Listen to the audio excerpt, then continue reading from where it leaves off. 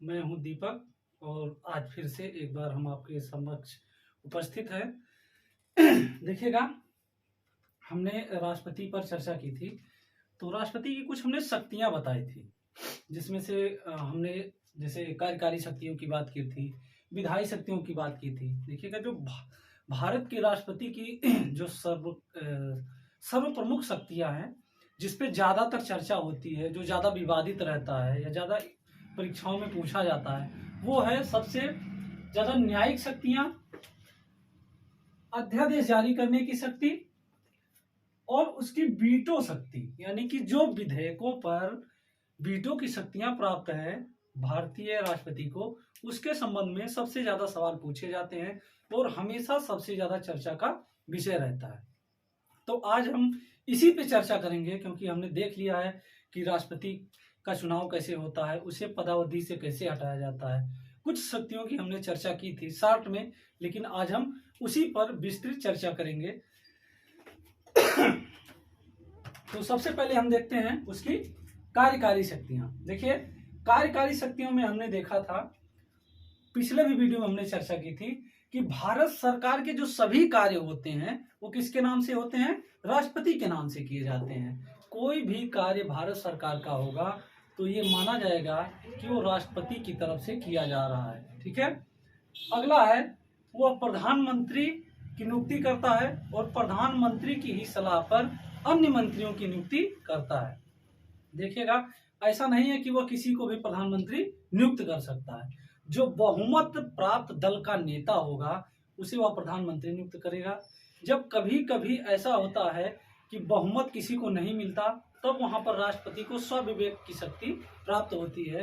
तो वह यह देखेगा कि किसके पास सबसे ज्यादा सांसद हैं, उसी को आमंत्रित करेगा। यानी कि जिसके पास सबसे ज्यादा सांसद होंगे उस नेता को आमंत्रित करेगा कि आप क्या करिए, प्रधानमंत्री बनिए और अपनी मंत्रिपरिषद का गठन कीजिए। फिर उसके बाद जो है एक निश्चित समय वह तय करेगा कि अपना बहुमत जो है पेश करिए। ठीक।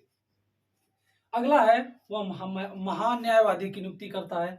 हमने चर्चा की थी, नियंत्रक, महालेखा परीक्षक, मुख्य चुनाव आयुक्त व अन्य चुनाव आयुक्त, संघ लोक सेवा आयोग के अध्यक्ष व सदस्य, राज्यों में राज्यपाल आदि लोगों की यह क्या करता है? राष्ट्रपति नियुक्त करता है। ठीक है। अगला है, किसी क्षेत्र को अनुसूचित क्षेत्र घोषित करने का भी अधिकार किसके पास होता है? राष्ट्रपति के पास होता है। देखिएगा, हमने सैन्य शक्ति की बात की थी। सैन्य शक्ति का मतलब क्या हुआ? भारत की वह तीनों सेनाओं का सर्वोच्च कमांडर होता है। ठीक है। जैसे जल सेना, थल सेना और जो हमारी वायु सेना है, इन तीनों सेनाओं का जो सर्वोच्च कमांडर होता है वो कौन होता है? राष्ट्रपति होता है। अगला है वित्तीय शक्तियां। हमने बात की थी धन विधेयक। ठीक है। धन विधेयक बिना राष्ट्रपति के अनुमति के लोकसभा में पेश नहीं किया जा सकता। यानी कि धन विधेयक को अगर पेश करना है तो सबसे पहले क्या करना पड़ेगा? राष्ट्रपति की हमें उसकी अनुमति लेनी पड़ेगी। यानी लोकसभा जाएगी राष्ट्रपति के पास कि हम ये धन विधेयक ला रहे हैं। जब तक राष्ट्रपति उस पर अनुमति नहीं देगा तब तक वह लोकसभा में पेश नहीं किया जा सकता। तो ध्यान रखिएगा, धन विधेयक ऐसा विधेयक है जो सिर्फ और सिर्फ लोकसभा में ही प्रस्तुत किया जाता है। अगला है बजट। हम जानते हैं कि हर साल क्या होता है? बजट पेश किया जाता है। तो राष्ट्रपति ही क्या करता है? बजट प्रस्ताव को पेश करवाता है। ठीक है, संसद पर, और उस पर फिर चर्चा की जाती है। फिर है वित्त आयोग का गठन। हम जानते हैं अनुच्छेद 148 के तहत भारत में क्या है? वित्त आयोग के गठन की बात की गई है। ठीक है। तो उसमें क्या करता है? वित्त आयोग का गठन किया जाता है। देखिएगा, वित्त आयोग का गठन जो होता है वो हर 5 साल पे किया जाता है और राज्यों और केंद्र के मध्य जो कर संबंधी बंटवारा होता है, यानी कि जो कर लगाया जाता है उससे जो भी कर प्राप्त होता है उसको बांटा जाता है राज्यों और केंद्रों में। उससे संबंधित जो भी चीजें होती है वह राष्ट्रपति के माध्यम से ही वित्त आयोग का गठन किया जाता है। फिर है आकस्मिकता निधि से। देखिएगा, कभी कभी ऐसा होता है भारत की एक आकस्मिक निधि बनाई जाती है। कोई ऐसी जरूरत पड़ जाए, जैसे मान लीजिए कहीं पर आपात स्थिति आ गई, भूकंप आ गया, ठीक है, कहीं पर बाढ़ आ गई, कहीं पर और कोई ऐसे तूफान आ गया, कहीं चक्रवात आ गया सॉरी, तो वहां क्या होता है, उस पर खर्च करने के लिए क्या होता है, तत्काल रूप से पैसे की आवश्यकता होती है, और वो कहाँ से निकाला जाता है, आकस्मिकता निधि से निकाला जाता है, यानी आकस्मिक निधि होती है। और आकस्मिक निधि बिना राष्ट्रपति की अनुमति के या बिना उसकी मंजूरी के पेश नहीं किया जा सकता। जब राष्ट्रपति उसमें अनुमति दे देगा तभी लाकर पेश किया जाएगा और फिर धन निकाला जाता है। ठीक है, ये तो हो गई ये शक्तियां। फिर आते हैं हम विधायी शक्तियां, यानी कि उसकी विधायी शक्तियां कौन कौन सी है। देखिएगा, हमने पिछले वीडियो में भी चर्चा किया था, वो क्या करता है, संसद की क्या करता है, बैठक बुलाता है, यानी कि संसद की बैठक को आहूत करता है। फिर है लोकसभा को विघटित करना। ठीक है, वह प्रधानमंत्री की सलाह पर क्या कर सकता है, लोकसभा को चुनाव होने से पहले भी विघटित कर सकता है। ठीक, संयुक्त अधिवेशन का आह्वान करना, जब किसी मामले पर संयुक्त अधिवेशन की आवश्यकता हो तो राष्ट्रपति क्या करता है, दोनों सदनों की संयुक्त बैठक को बुलाता है, यानी कि आहूत करता है।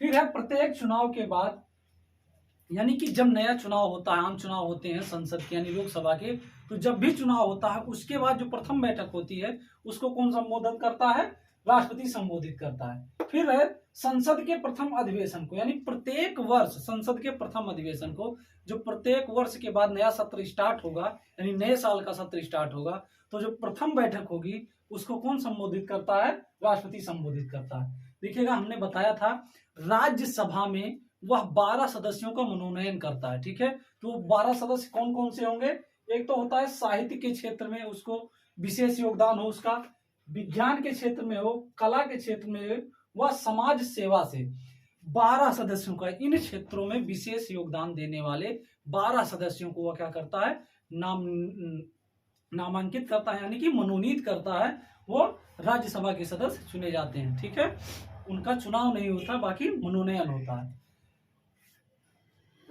फिर है चुनाव आयोग की सलाह पर संसद के जो सदस्य होते हैं उनकी निर्हरता का फैसला कौन करता है, राष्ट्रपति करता है। देखिएगा, कभी कभी चुनाव आयोग कह देता है कि इनकी अहर्ता नहीं सही है, यानी कि किसी के पास मान लीजिए किसी ने कुछ कोई डाटा छिपा लिया। अब तो है सारी चीजें आपको डॉक्यूमेंट्स में भरनी पड़ती हैं।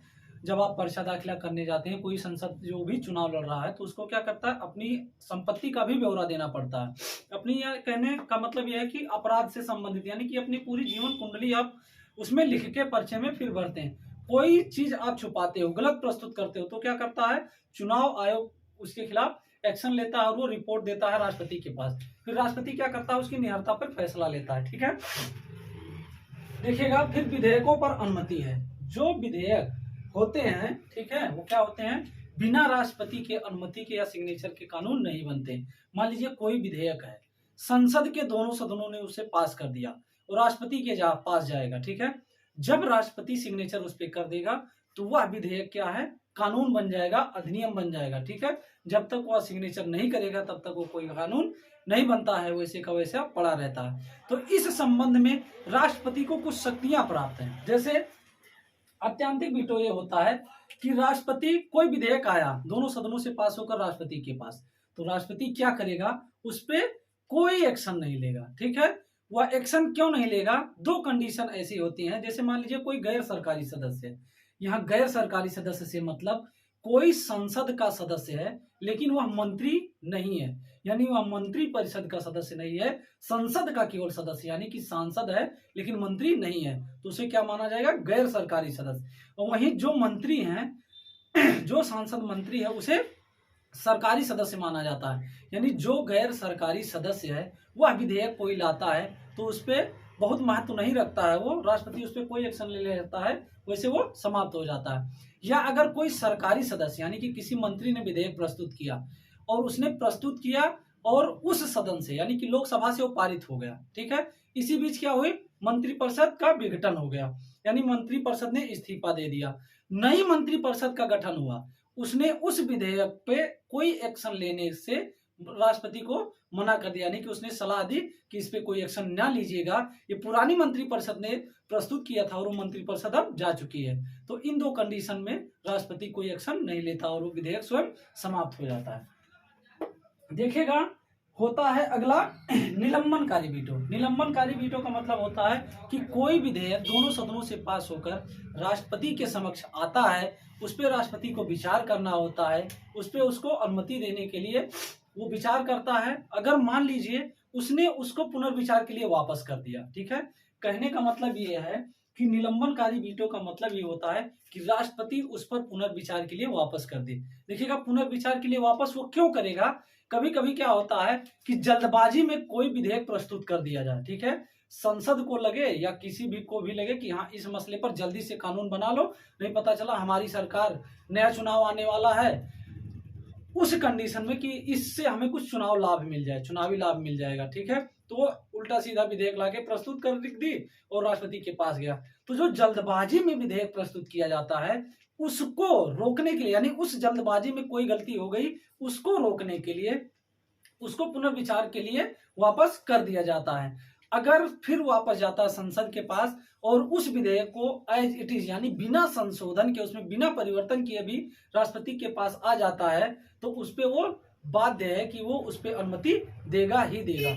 चाहे वो संशोधन करके दोबारा लेकर आए, चाहे बिना संशोधन के करके लेके आए, उस पे राष्ट्रपति फिर दोबारा वो वापस नहीं कर सकता, यानी कि उसको अनुमति देनी ही देनी है। तो ये हो गया आपका निलंबनकारी वीटो, यानी कि पुनर्विचार के लिए भेजता है। एक है पॉकेट वीटो। पॉकेट वीटो का मतलब क्या हो गया कि राष्ट्रपति ने ना तो उस पर सहमति दी है और ना ही असहमति। असहमति मतलब ना ही पुनर्विचार के लिए लौटाया और ना ही उस पर सिग्नेचर करके उसको कानून बनाया, यानी अधिनियम बनने दिया, अपने पास रख लिया ठंडे बस्ते में। ठीक है, ये ऐसा क्यों करता है? यही एक शक्ति है जो राष्ट्रपति के पास, वो बहुत ज्यादा महत्वपूर्ण हो जाती है। क्यों? क्योंकि भारत के संविधान के अनुच्छेद 111 में, किसमें? 111 में, आर्टिकल 111 में यह व्यवस्था दी गई है कि राष्ट्रपति विधेयकों पर कैसे अनुमति प्रदान करेगा। और उसमें जब राष्ट्रपति के पास कोई विधेयक आता है तो उस पर कोई समय सीमा तय नहीं की गई है कि कितने समय में राष्ट्रपति अनुमति देकर के उस विधेयक को लौटाएगा। ठीक है, या उसे अनुमति नहीं देना है, पुनर्विचार के लिए ही लौटाना है, तो वह कितने समय में लौटाएगा। यही स्थिति उसके लिए क्या हो जाती है? अनिश्चितकालीन को बना देती है। यही चीज हो जाती है उसके लिए पॉकेट वीटो, यानी कि ना तो पुनर्विचार के लिए वापस लौटा रहा है और ना ही उस पर अनुमति दे रहा है, क्योंकि उसके पास ऐसी कोई लिखित या संविधान में कोई उल्लेख नहीं किया गया है, वो इस यानी कि इस चीज के लिए नहीं बाध्य है राष्ट्रपति कि उसको इसी समय के अंदर वापस करना है, चाहे सिग्नेचर करके यानी सहमति देके, चाहे पुनर्विचार के लिए असहमति व्यक्त करके, यानी कि पुनर्विचार के लिए लौटाना है। ठीक है, जबकि वहीं अमेरिका के राष्ट्रपति के पास ऐसी शक्ति नहीं है। उसको जब विधेयक उसके पास जाता है तो उसे 10 दिन के अंदर हर हालत में राष्ट्रपति के पास राष्ट्रपति को हर हालत में संसद के पास वापस करना होता है 10 दिन के अंदर, चाहे वो सहमति दे या असहमति दे, यानी कि उसके पास केवल 10 दिन का सोचने समझने का समय होता है। जबकि भारत के राष्ट्रपति के लिए कोई समय सीमा निर्धारित नहीं है और यही अपवाद जो है उसे पॉकेट वीटो की शक्ति प्रदान करता है। ठीक है, तो ये हो गई उसकी विधेयक के संबंध में, यानी कि संसद के विधेयक के संबंध में शक्तियां। एक है राज्य विधेयक के संबंध में वीटो।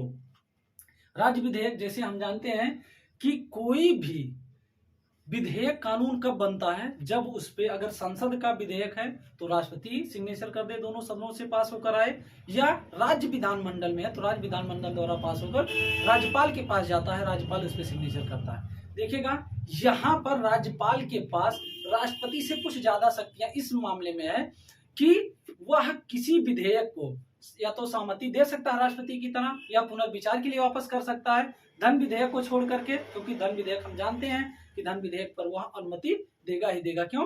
क्योंकि किसी भी धन विधेयक को राष्ट्रपति या राज्यपाल के पहले से ही अनुमति से लेकर ही पेश किया जाता है, तो दोबारा उसे मना नहीं कर सकता है। ठीक है, अगर वो धन विधेयक नहीं है तो क्या करेगा? या तो उसे वो वापस कर देगा पुनर्विचार के लिए, या उस पर सहमति दे देगा, या उसे जैसे हमने बताया क्या आत्यंतिक वीटो नहीं अपने पास सुरक्षित रख के समाप्त कर सकता है, या फिर वो क्या करेगा? राष्ट्रपति के पास भेज देगा, सुरक्षित राष्ट्रपति के लिए पास कर देगा कि भैया ये राष्ट्रीय इसमें जो विधेयक लाया गया, जो कानून बनाने की बात की गई है इस विधानमंडल द्वारा, उसमें कुछ राष्ट्रीय मुद्दे शामिल हैं जिसपे क्या करेगा? अब राष्ट्रपति उस पर क्या करेगा? निर्णय लेगा। तो अब ये राष्ट्रपति के पास आएगा, राष्ट्रपति उस पर सहमति दे सकता है और नहीं भी दे सकता है, यानी वापस कर सकता है। अगर सहमति दे दिया तो कानून बन गया, नहीं दिया तो राज्यपाल को पुनः वापस कर देगा, भैया इसको भेजो राज्य विधानमंडल के पास, इसमें ये चीजें हैं, ये सारी चीजें उसको सही करके वापस करें। अगर राज्य विधानमंडल पुनः उस पर विचार करके, चाहे उसको संशोधित करके या बिना संशोधित करके वापस भेजती है राष्ट्रपति के पास, तो राष्ट्रपति दोबारा उस विधेयक पर अनुमति देने के लिए बाध्य नहीं है। याद रखिएगा, राज्य विधानमंडल के विधेयक पर दोबारा अगर आता है वापस करने के बाद राष्ट्रपति के पास, तो उस पर अनुमति देने के लिए वह बाध्य नहीं है। जबकि संसद का अगर पुनर्विचार के बाद दोबारा उसके पास विधेयक आता था तो उस पर वह बाध्य सिग्नेचर करने के लिए, यानी अनुमति देने के लिए। ठीक, तो इन दोनों में ये अंतर है। फिर हम आ जाते हैं न्यायिक शक्ति। न्यायिक शक्ति की हमने थोड़ी सी चर्चा की थी। जैसे सुप्रीम कोर्ट के मुख्य न्यायाधीश या हाई कोर्ट के न्यायाधीशों की नियुक्ति कौन करता है? राष्ट्रपति करता है। आगे हम जब न्यायालय पढ़ेंगे, न्यायाधीश पढ़ेंगे, उनकी शक्तियां पढ़ेंगे, तो उसमें हम कॉलेजियम व्यवस्था को भी चर्चा करेंगे कि कैसे न्यायाधीशों की नियुक्ति होती है, संविधान में क्या उल्लेख किया गया है, कैसे कैसे कॉलेजियम व्यवस्था का विकास हुआ। और 2014 में जो सरकार थी 15 में क्या लेकर आई?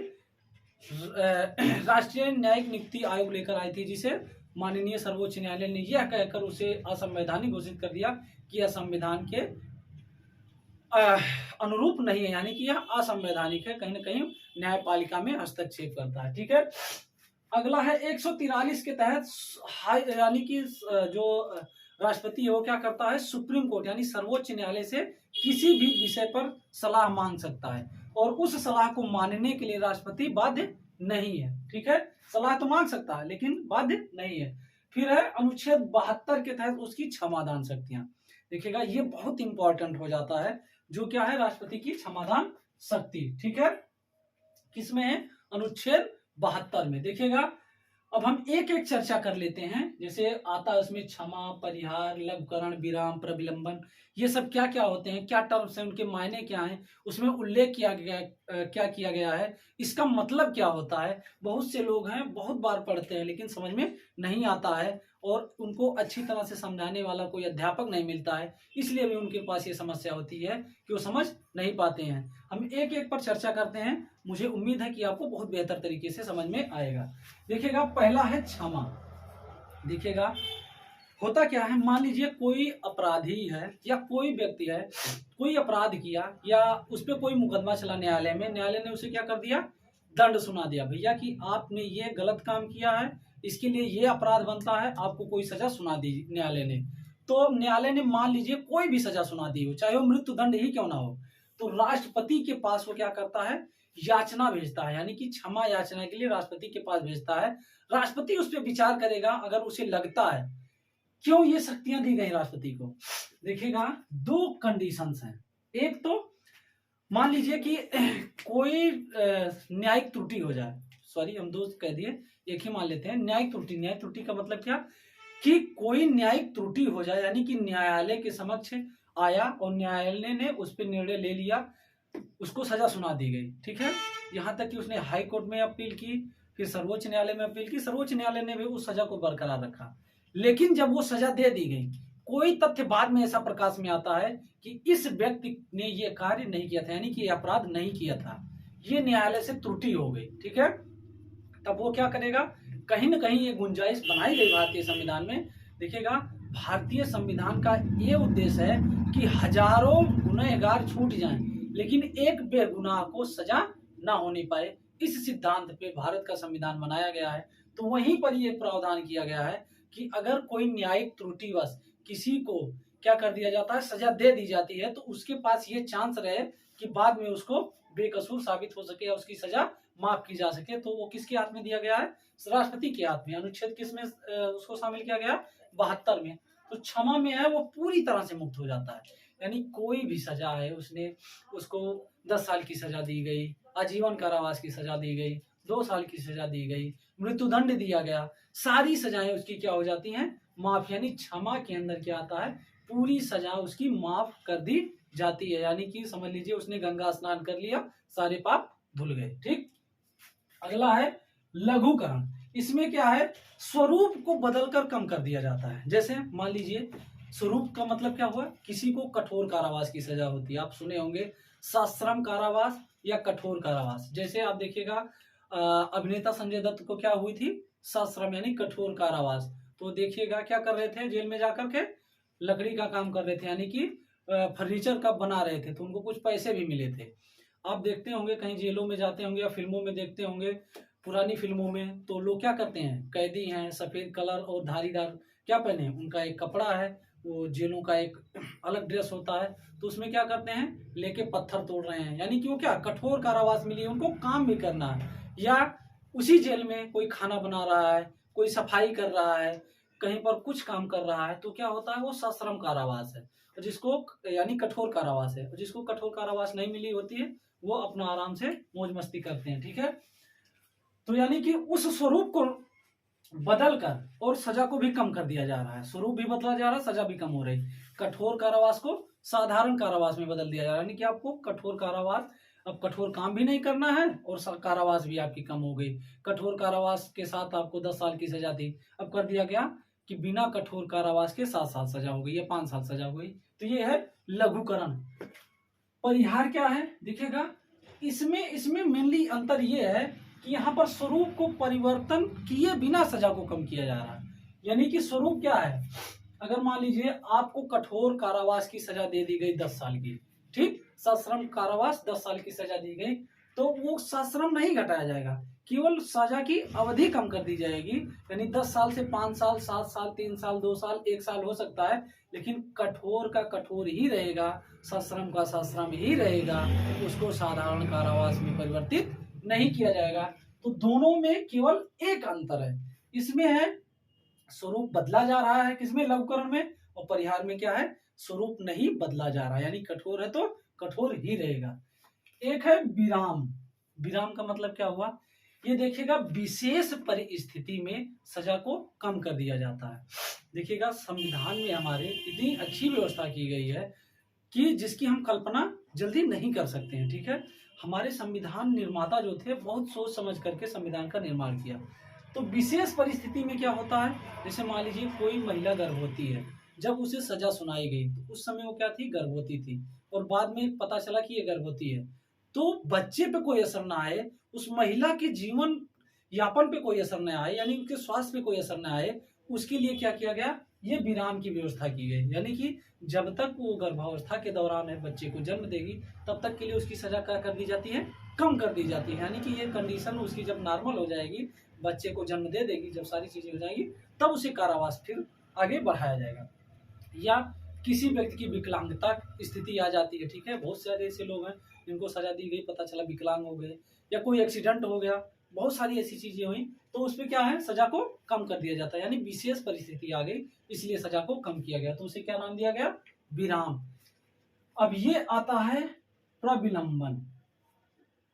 प्रविलंबन का मतलब होता है अस्थायी रोक। अस्थायी का मतलब क्या हुआ कि ये हमेशा के लिए रोक नहीं है, कुछ समय के लिए रोक है। ये व्यवस्था क्यों की गई है, ये व्यवस्था इसलिए की गई है, विशेष कर देखिएगा जब मृत्यु दंड की सजा किसी को दे दी जाती है तो उसको क्षमा याचना करने का समय मिल जाए, राष्ट्रपति से क्षमा याचना करने का समय मिल जाए, इसलिए इस पर प्रविलंबन यानी अस्थायी रोक लगाई जाती है। कि जैसे मान लीजिए किसी को मृत्यु दंड दे दिया गया, तो उसने मांग की भैया हमको कुछ समय तो दीजिए, हम राष्ट्रपति से क्षमा मांगेंगे कि हमने ये काम नहीं किया है, कोई तथ्य हम देंगे, तो क्या होता है, ये अस्थायी रोक लग जाती है। जैसे मान लो अमुक व्यक्ति, कोई व्यक्ति है, उसे सजा दी गई कि कल फांसी की सजा दी जाएगी, तो प्रविलंबन के तहत अस्थायी रोक लग गया, यानी कि फांसी की सजा तो है लेकिन उसको टाल दिया गया, कुछ समय के लिए, कुछ दिन के लिए टाल दिया गया है कि उसकी क्षमा याचना पर विचार किया जाएगा। अगर वो सही पाया जाता है, राष्ट्रपति के समक्ष जाएगा, राष्ट्रपति को लगता है कि हाँ ये सही है, यानी कि गृह मंत्रालय के पास ले जाती है, गृह मंत्री गृह मंत्रालय के पास जाएगी, उसके बाद वो मंत्रिपरिषद के माध्यम से चर्चा करके फिर राष्ट्रपति को सलाह देते हैं कि हाँ किस पे क्या काम करना है। ठीक है, अब फिर है अध्यादेश जारी करने की शक्ति। अध्यादेश जारी करने की शक्ति किसमें है, हम जानते हैं 123 में। ठीक है, तो इसमें क्या है कुछ कंडीशन में अध्यादेश जारी किया जा सकता है। हम जानते हैं कि कोई भी विधेयक कानून तब बनता है जब उस पर दोनों सदनों से सहमति मिल जाए, यानी दोनों सदनों द्वारा उसे पास कर दिया गया हो, फिर राष्ट्रपति के पास चला जाए, सिग्नेचर कर दे तब। मान लीजिए कोई भी सदन ना चल रहा हो, ठीक, या कोई एक ही सदन चल रहा हो, तो कैसे कानून बनेगा, कोई विधेयक आएगा, एक सदन चल रहा है, एक सदन है चल ही नहीं रहा है, और जबकि विधेयक को दोनों सदनों से पास होना है। तो इस दोनों कंडीशन में, यानी कि कोई एक ही सदन चल रहा हो या दोनों सदन ना चल रहे हो, ठीक है, इस कंडीशन में क्या होगा, और ऐसा महसूस हो, यानी कि लोक महत्व की, सार्वजनिक महत्व की या राष्ट्रहित में कोई कानून बनाया जाना नितांत आवश्यक, यानी बहुत ज्यादा इंपॉर्टेंट है उस कानून को जल्द से जल्द बनाना। लेकिन पता चला सदन सत्र में ही नहीं है, कोई सदन सत्र में नहीं है, या एक सदन सत्र में है, एक सदन है ये नहीं है, तो कानून कैसे बनेगा? अब भैया वो सदन जब आएगी सत्र में तभी तो वो पास होगा दोनों सदनों से, तब कानून बनेगा। तो इसमें क्या किया गया, राष्ट्रपति इस स्थिति से बचने के लिए, या ऐसी स्थिति अगर आ जाती है तो उस स्थिति का सामना करने के लिए ये संविधान में व्यवस्था की गई कि राष्ट्रपति के पास ऐसी शक्ति होनी चाहिए कि वह राष्ट्रहित के या लोक महत्व के मामले पर जब सदन ना चल रहे हो या कोई एक सदन ना चल रहा हो तब वो अध्यादेश जारी कर सकता है। देखिएगा, जो अध्यादेश जारी करता है राष्ट्रपति, उसकी समय सीमा अल्पकालीन यानी 6 माह तक होती है, ठीक है। 6 माह क्यों रखा गया? हम जानते हैं कि किसी भी सदन के 2 बैठकों या 2 सत्रों के बीच में 6 माह से ज्यादा का गैप नहीं होना चाहिए। ये माना जाता है कि कोई सदन या दोनों सदन सत्र में अभी नहीं है तो 6 माह के बाद या 6 माह के अंदर वो सदन में आ जाएंगे, यानी उनका सत्र चलने लगेगा। तब वो क्या होगा, वो विधेयक जाएगा संसद के पास। अगर संसद उसको अनुमोदन करके पास कर देती है तो वो एज इट इज, जैसे पहले विधेयक पेश किया जाता था, कानून बन के आता था, अधिनियम बन के आता था, उसी तरह से हो जाएगा। नहीं अगर करती है तो अगली बैठक के 6 सप्ताह बाद ये स्वयं समाप्त हो जाएगा, या संसद फिर से ये कह देती है कि इसको निरअनुमोदित कर देती है, यानी कह देती है अब इसकी जरूरत नहीं है, तो ये स्वयं समाप्त हो जाएगा, वहीं समाप्त हो जाएगा। नहीं तो अगर अनुमति ही नहीं देती है तो पहला तो 6 माह और फिर अगली बैठक से 6 सप्ताह, यानी 6 माह 6 सप्ताह इसकी डेट हो जाएगी। अगर अनुमोदन हो गया तो वो कानून बन जाएगा। ये था हमारी राष्ट्रपति की कुछ शक्तियां, ठीक है, जो बहुत ही एग्जाम के इम्पोर्टेंट, मतलब एग्जाम के पॉइंट ऑफ व्यू से बहुत ज्यादा इंपॉर्टेंट है, जिसपे हमने चर्चा की है। उम्मीद है कि आपको अच्छी तरह से समझ आया होगा। अगर कोई चीज नहीं समझ में आती है या कुछ आपको लगता है कि सही से नहीं समझाया गया है तो कमेंट करिएगा। अगर एक बार में समझ में नहीं आता है तो वीडियो को दोबारा देखिएगा, लेकिन जरूर देखिएगा, क्योंकि ये विषय जो है बहुत इम्पॉर्टेंट है और इससे हमेशा वनडे एग्जाम्स, स्टेट पीसीएस, यहाँ तक कि आईएएस में भी हमेशा क्वेश्चन पूछे जाते रहते हैं। मामला ही ऐसा है, ये प्रकरण ही ऐसा है कि राष्ट्रपति की शक्तियों से संबंधित है, ठीक है। तो हाल ही में अभी चुनाव हुआ है राष्ट्रपति का, तो संभावना ये भी बढ़ जाती है कि जो चीज चर्चा में रहता है उससे सवाल ज्यादा पूछे जाते हैं। फिर मिलेंगे किसी नए विषय के चर्चा पर, तब तक के लिए शुभ रात्रि, जय हिंद।